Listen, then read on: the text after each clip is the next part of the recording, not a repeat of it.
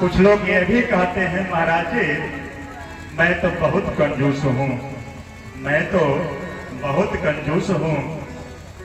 अरे भक्ति करने में तो पैसा खर्च होता है,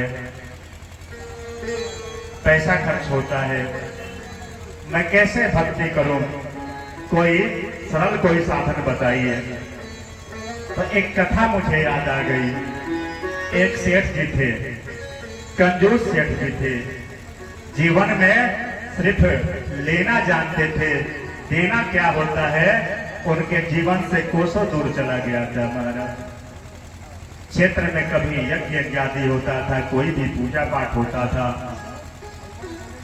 तो उसमें जाने से वह संकोच करते थे कि वहां जाने के बाद धन का खर्च होगा महाराज।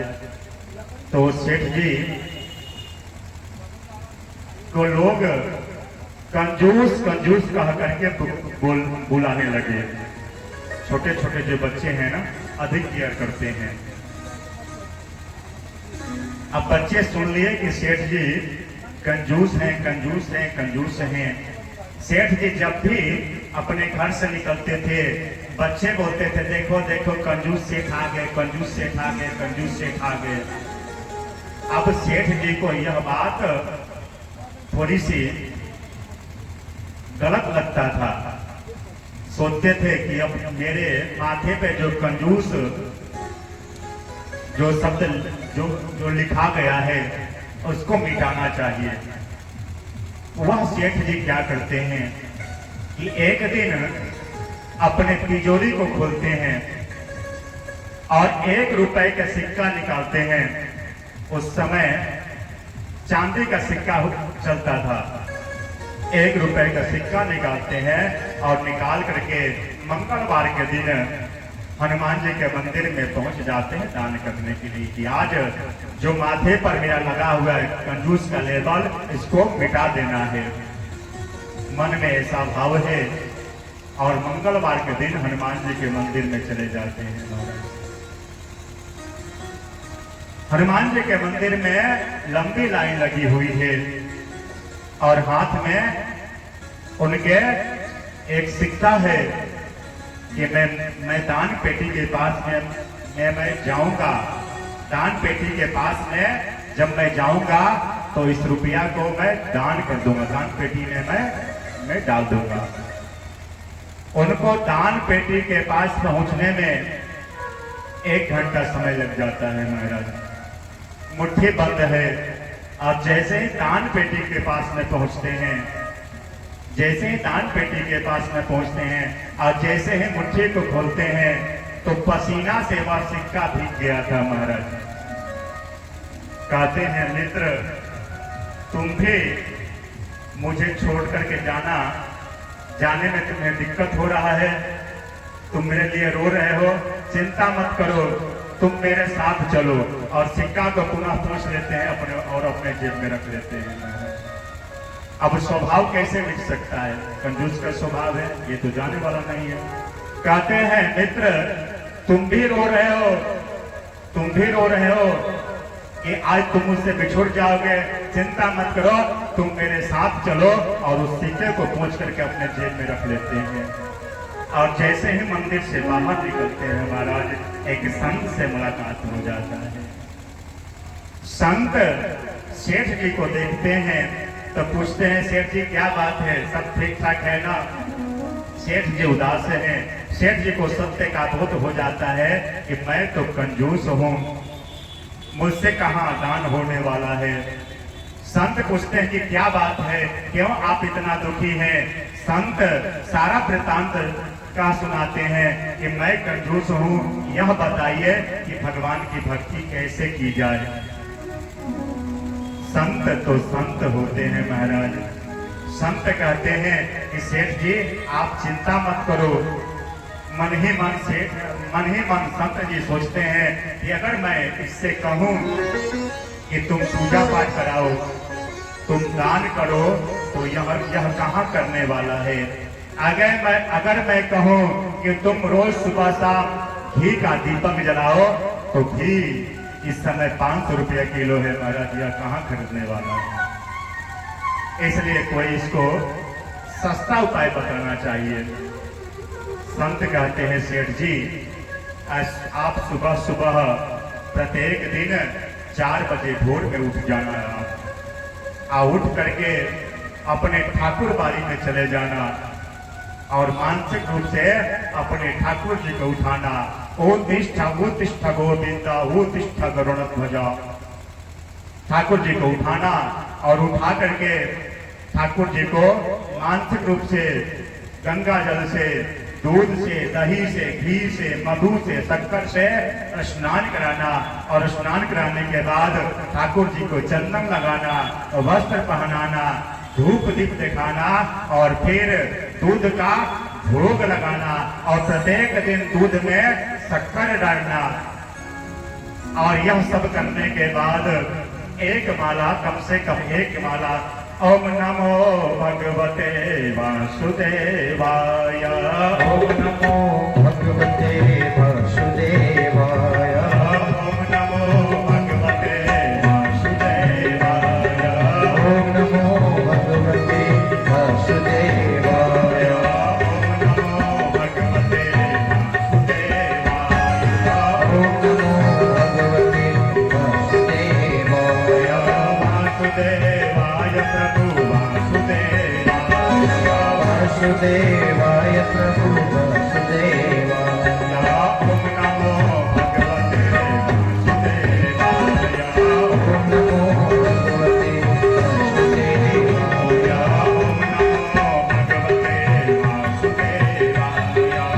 नमो भगवते वासुदेवाय, ओम नमो भगवते वासुदेवाय, वासुदेवाय प्रभु वासुदेवाय, वासुदेवाय प्रभु वासुदेवाय, ओम नमो भगवते वासुदेवाय। नमो भगवते वासुदेवाय।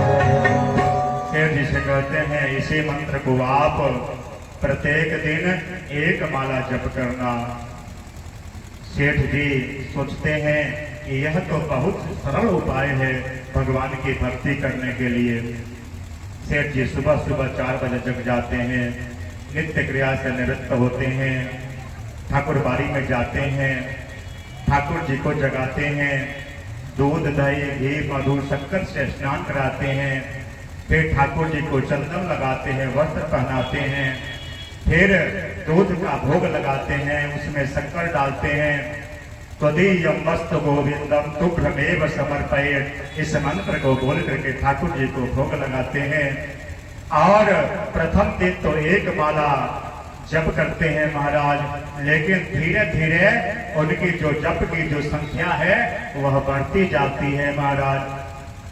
अब 5-5 घंटा एक आसन पे बैठ करके जप करते हैं। ओम नमो भगवते वासुदेवाय, ओम नमो भगवते वासुदेवाय, ओम नमो भगवते वासुदेवाय, ओम नमो भगवते वासुदेवाय, ओम नमो भगवते वासुदेवाय। ओम नमो भगवते वासुदेवाय। अब तो 5-5 घंटा एक आसन पे बैठ करके द्वादशाक्षरी मंत्र का जप करते हैं। एक दिन होता क्या है महाराज उनके जीवन में, सुबह सुबह नित्य क्रिया से निवृत्त होते हैं, ठाकुर बाड़ी में जाते हैं, ठाकुर जी को जगाते हैं, दूध दही घी मधु शक्कर से स्नान कराते हैं, ठाकुर जी को वस्त्र पहनाते हैं, चंदन लगाते हैं, गंध अक्षत पुष्प से पूजन करते हैं, धूप दीप करते हैं, फिर दूध का भोग लगाते हैं। और आज दूध में शक्कर अधिक पड़ जाता है, सोचते हैं कि आज तो दूध में शक्कर अधिक पड़ गया है, इस शक्कर को मैं निकाल लूं, कल अगर घट जाएगा तो मैं क्या करूंगा। फिर मन करता कहता है कि क्यों सेठ जी, अरे जाने दो, मानसिक ही दूध है, मानसिक ही शक्कर आज अधिक पड़ गया है, फिर भी तुम्हें तकलीफ हो रहा है। तो उनका अंदर आत्मा कहता है कि अरे यह मानसिक पूजा कैसे हुआ? यह तो रोज रोज की पूजा हुआ ना। मुझे तो रोज रोज पूजा करना पड़ता है। कल अगर शक्कर घट जाएगा तो मैं क्या करूंगा? और सेठ जी जैसे ही दूध के गिलास में जैसे ही हाथ लगाते हैं शक्कर निकालने के लिए, मानसिक रूप से हमारे कन्हैया प्रकट हो जाते हैं और सेठ जी के हाथों को पकड़ लेते हैं और कहते हैं, क्यों सेठ जी मानसिक पूजा कर रहे हो, मानसिक दूध का भोग लगा रहे हो, मानसिक शक्कर डाल रहे हो, फिर भी तुम्हें कष्ट हो रहा है? सेठ जी की आंखों में आंसू आ जाते हैं। सेठ जी रोने लगते हैं। सेठ जी कहते हैं, प्रभु अगर मुझे पता होता कि आप को शक्कर अधिक प्रिय है तो मैं पहले ही शक्कर अधिक डाल देता ताकि आप मुझे दर्शन दे देते। यहाँ भाव दूध और शक्कर के थोड़े हैं महाराज, यहाँ तो भाव इस बात की है कि सेठ जी प्रत्येक दिन भले ही मानसिक पूजन करते थे, लेकिन मानसिक पूजा करते करते उनके मन में यह भाव जागृत हो गया था कि यह तो वास्तव में मैं पूजा कर रहा हूं। मैं मन से भगवान को धूप दीप कर रहा हूं, दूध का भोग लगा रहा हूं, उसमें शक्कर डाल रहा हूं। सेठ जी मानसिक पूजन करते हैं, लेकिन उनके अंदर भगवान प्रकट हो जाते हैं। उन्हें यह महसूस होता है कि मैं सही में भगवान की पूजा कर रहा हूं। महाराज हम काल्पनिक हो सकते हैं, लेकिन भगवान काल्पनिक कभी हो ही नहीं सकते हैं। जब तक द्रौपदी को यह विश्वास था कि इस बीच सभा में कृपाचार्य, द्रोणाचार्य, भीष्म पितामह ऐसे ऐसे योद्धा है, इनके रहते हुए दुष्ट दुशासन मेरा क्या बिगाड़ सकता है? तब तक भगवान प्रकट हुए नहीं हुए भगवान। जब तक द्रौपदी को यह विश्वास था कि इस बीच सभा में मेरे पांच पति हैं, इनके रहते हुए दुष्ट दुशासन मेरा चीर हरण कैसे कर सकता है? तब तक भगवान प्रकट हुए नहीं हुए महाराज।